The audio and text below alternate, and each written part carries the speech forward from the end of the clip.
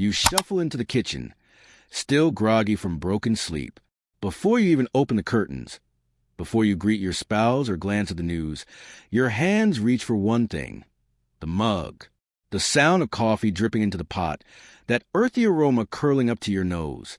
It feels like the only promise of sanity in a chaotic morning. You pour, you sip, and for a fleeting minute, life sharpens into glorious focus. Then you do something responsible. You slip the blood pressure cuff onto your arm, press start, and wait for that slow mechanical squeeze. Beep! His tighten release. 148/94. Your heart skips, not just from the caffeine. Yesterday was 136. Why the sudden jump?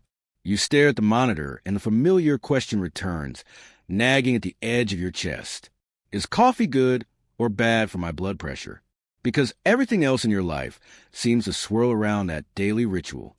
Your productivity, your mood, your ability not to snap at your kids or coworkers. But if that sacred cup is quietly torching your arteries, you want to know.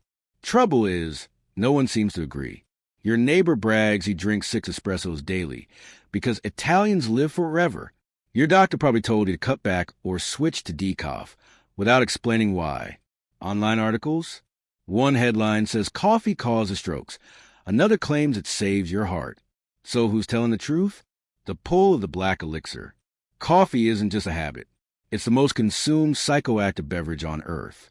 Over 2 billion cups are served every single day.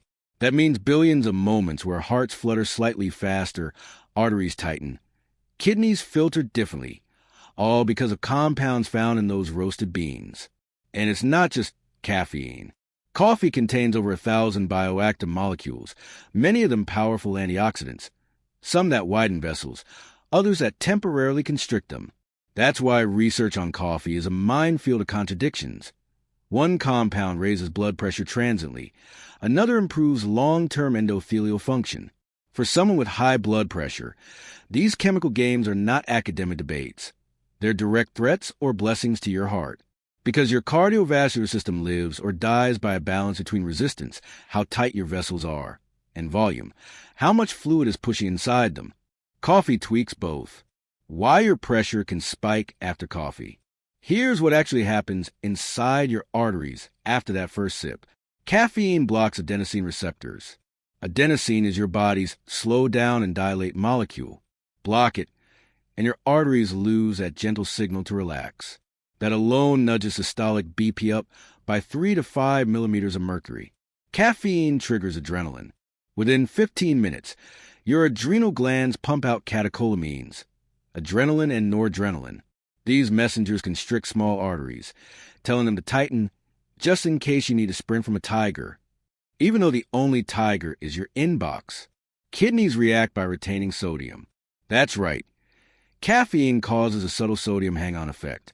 Your kidneys slightly slow the process of flushing out salt, keeping blood volume higher than otherwise would be. The result?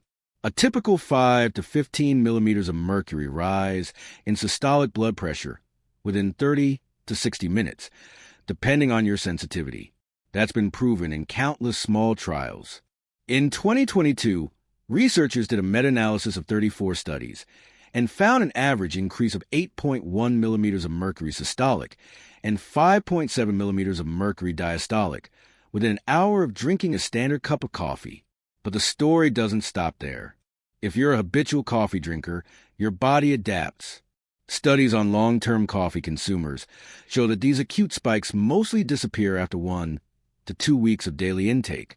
Your blood vessels build tolerance. Adenosine receptors rebalance. Kidneys learn to handle the load.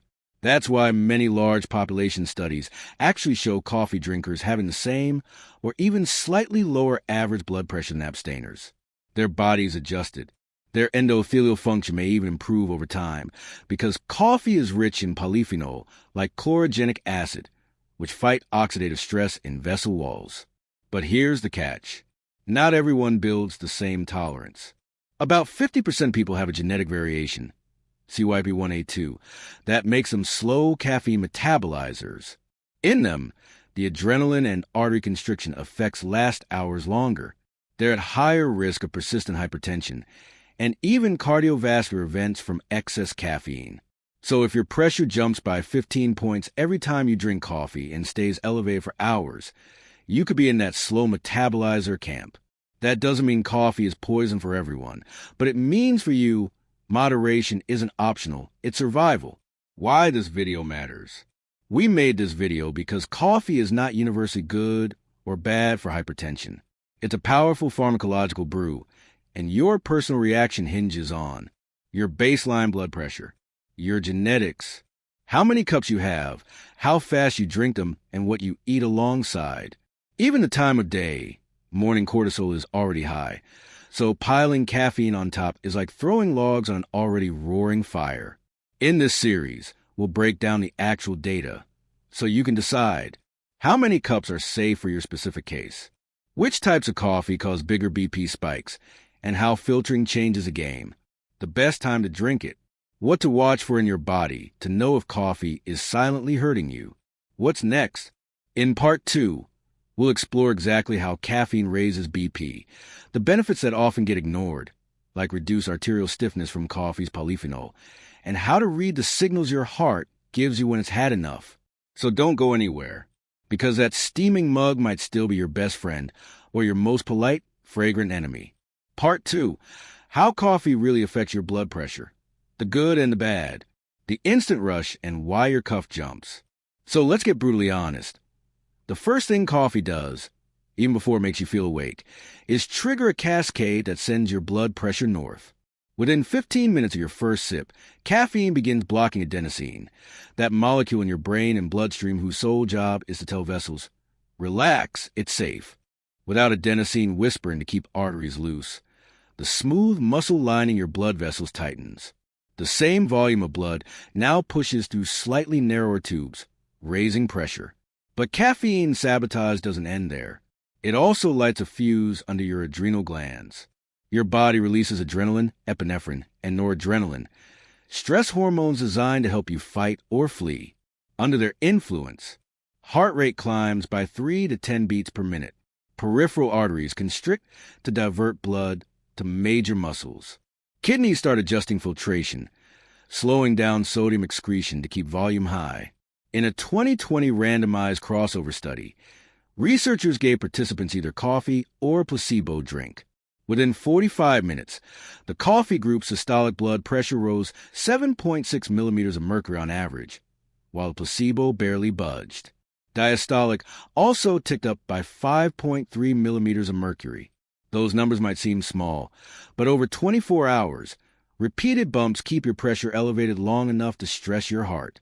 Why the effects were off for some and not for others? You may wonder, if caffeine does all this, why don't doctors ban coffee outright? The fascinating twist is that regular coffee drinkers often build a tolerance to its pressor effects. Tolerance happens at the receptor level. Chronic caffeine exposure upregulates adenosine receptors. So when caffeine blocks them, there's simply more to keep blood vessels from overreacting. Your adrenal glands also become less responsive, releasing smaller surges of adrenaline over time. That's why large population studies often find no long-term rise in average blood pressure for regular coffee drinkers. In fact, some data even links habitual coffee intake to slightly lower average BP, possibly due to vascular benefits from coffee's antioxidants. But tolerance is not uniform. Your genes play a deciding role. The CYP1A2 gene controls how quickly your liver breaks down caffeine. Fast metabolizers, about 50% people, clear caffeine in 2 to 4 hours. Their bodies adapt, blood pressure normalizes quickly, and coffee has mostly protective effects. Slow metabolizers take 8 to 10 hours to clear the same amount. For them, each cup is a prolonged vasoconstrictor storm. Studies show these individuals have a 3-fold increased risk of hypertension if they drink 3+ cups daily. The other side of coffee, antioxidants and vascular repair. Coffee isn't just caffeine. Each cup contains hundreds of biologically active compounds, most notably polyphenol like chlorogenic acid, which combat oxidative stress in vessel walls. Chlorogenic acid helps neutralize free radicals that would otherwise damage endothelial cells, the delicate inner lining of arteries.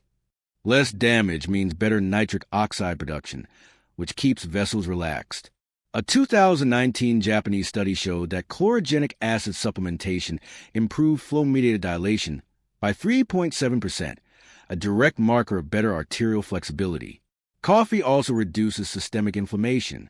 In long-term observational data from a nurse's health study and health professionals' follow-up, people who drank 2 to 4 cups daily had lower levels of CRP, C-reactive protein, an inflammatory marker tied to hypertension and heart disease.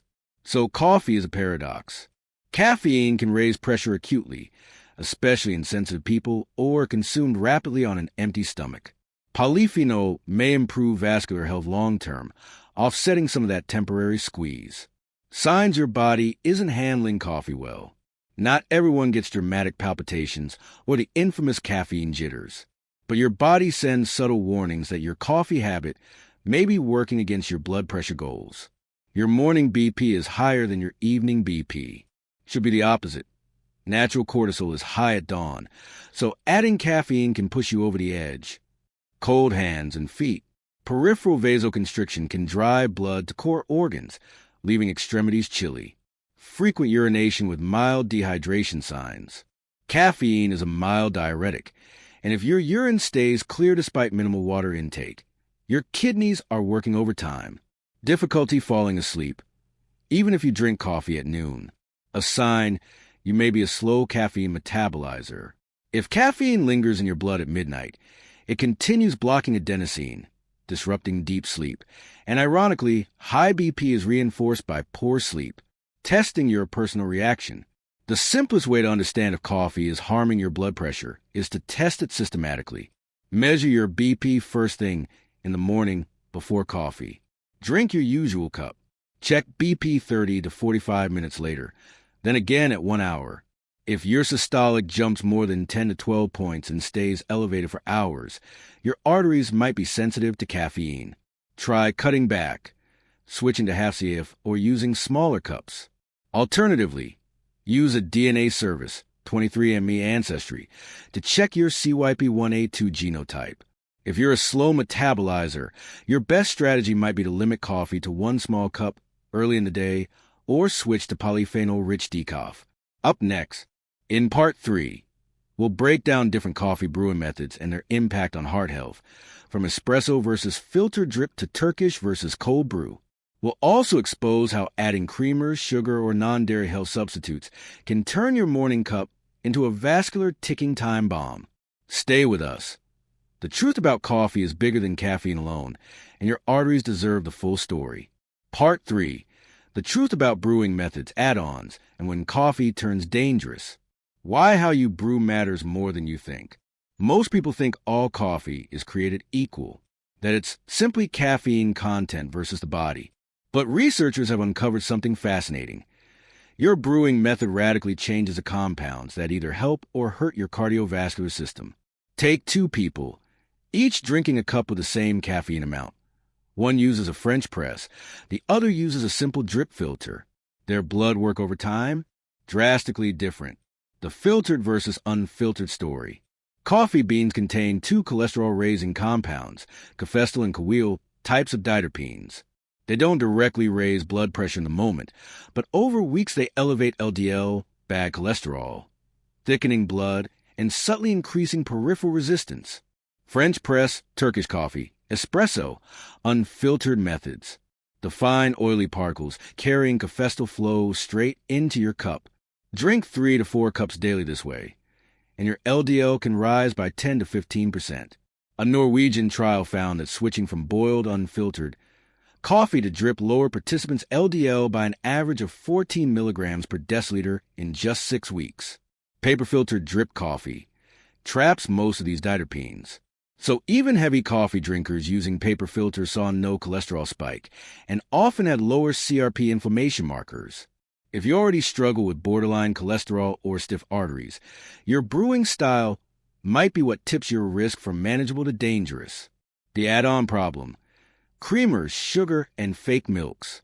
Your black coffee might be nearly harmless, but once you start dressing it up, the picture changes quickly. 1. Sugar, the direct BP enemy.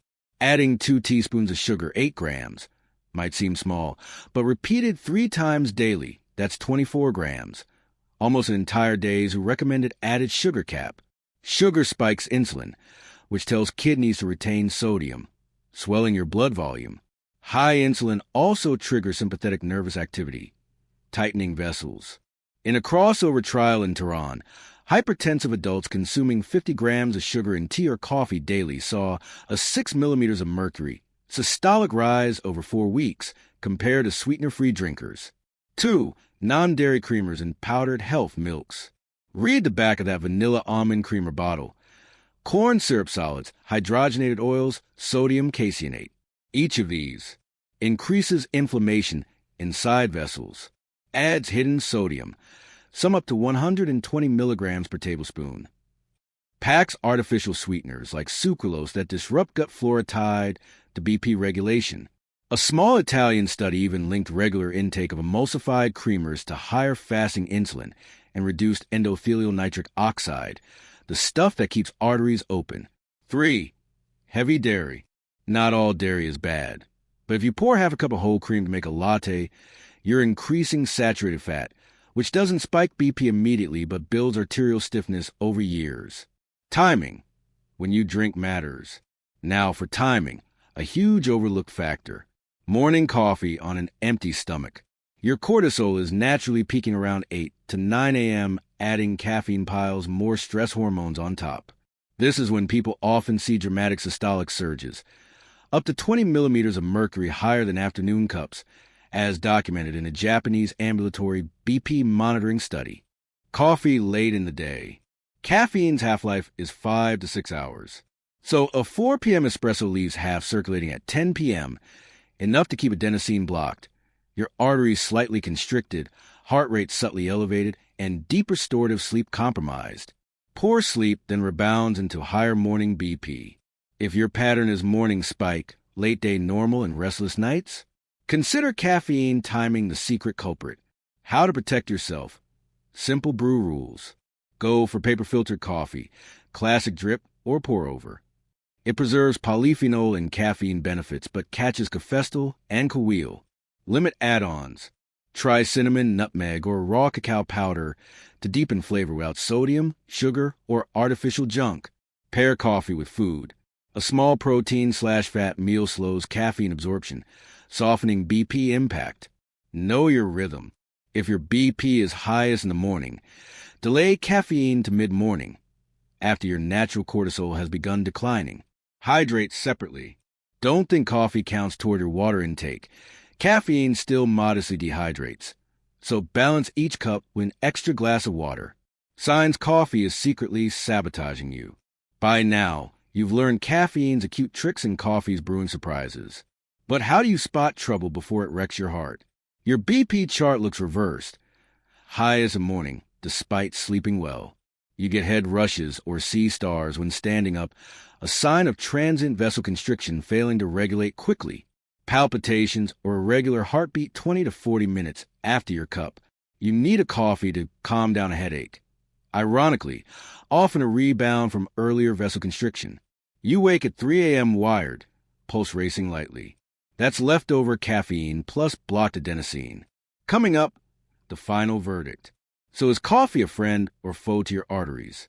In Part 4, we'll pull it all together.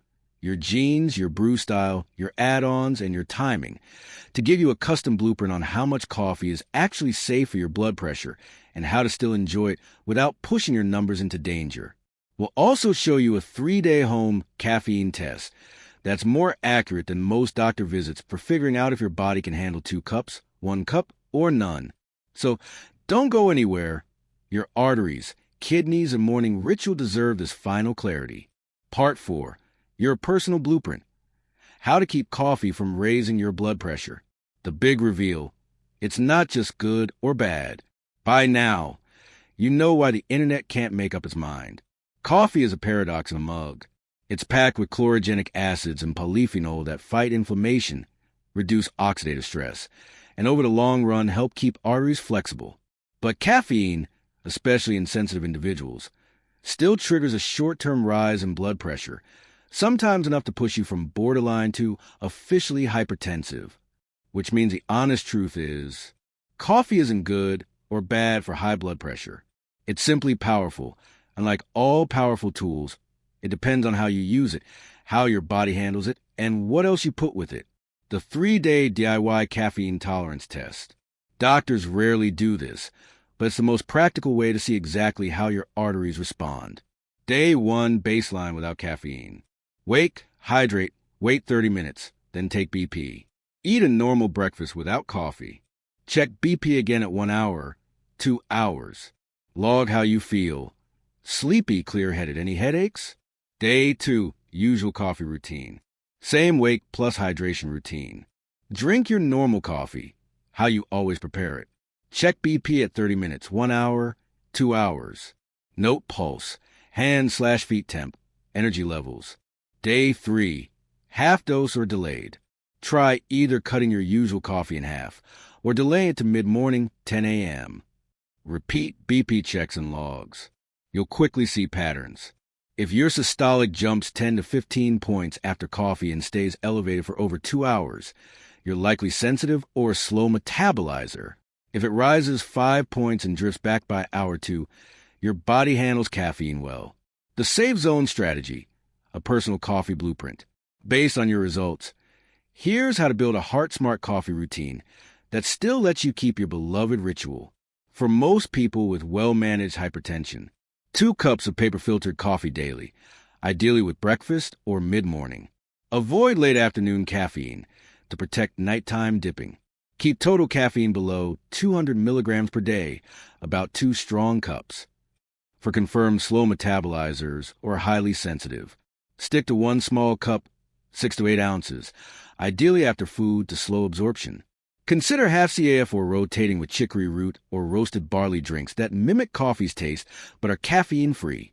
Choose your brew wisely. Go for drip with paper filters. It cuts diterpenes by up to 95%, sparing your cholesterol levels. Limit espresso, French press, and Turkish to occasional treats. Watch the add-ons. Skip or drastically reduce sugar, sweet syrups, processed creamers. If you want milk, use unsweetened almond, oat, or low-fat dairy. No weird coconut coffee whitener full of emulsifiers. The little signals you should never ignore. Sometimes your BP machine can't capture all the early clues that caffeine is stressing your system. Watch for cold fingers and toes after coffee, sign of peripheral constriction. A slight hand tremor 20 to 30 minutes later. Needing a caffeine top-up to cure a creeping headache by afternoon, classic rebound. Also, if your resting heart rate is consistently 10 plus BPM higher on coffee days, that's your nervous system yelling at you back off. Why this matters beyond numbers. It's not just about what your cuff reads. When your BP spikes repeatedly with caffeine, your heart muscle thickens over years to pump against the extra force. That left ventricular hypertrophy is silent for decades until it suddenly fails. Meanwhile, each mini-surge causes microscopic tears in the artery lining. LDL cholesterol slips into these cracks, hardens into plaque, setting up the perfect storm for blockages later. Long story short, your daily coffee might be helping your mood and antioxidants, but if unmanaged, it might also be sneakily building tomorrow's stroke risk. We want you to keep your ritual in your arteries, and now you know exactly how. Final motivation plus community challenge. Imagine this. You cut the sugar, swap to filtered brew, shift to mid-morning, skip that late-day espresso. Within 2 weeks, your morning BP readings drop by 5 to 10 points. Your hands are warmer, you sleep deeper, headaches fade. You didn't quit coffee, you just mastered it. Drop a comment below. Are you a coffee lover with high BP? Do you notice your pressure jumps after your morning cup? Or did you try the 3-day test? Share your numbers. Hit like if you learned something new about your own body today. Every like pushes this video to someone else stressing over coffee plus heart health. Subscribe and ring the bell, because next week we're dropping the 5 worst breakfast mistakes that raise blood pressure. Don't miss it. And remember, your arteries aren't your enemy. They're the miracle tubes keeping every cell alive. Honor them with choices that show you care. even if it means tweaking your brew. See you in the comments and on the next life-changing episode. Stay calm, stay nourished, and keep that pressure moving down.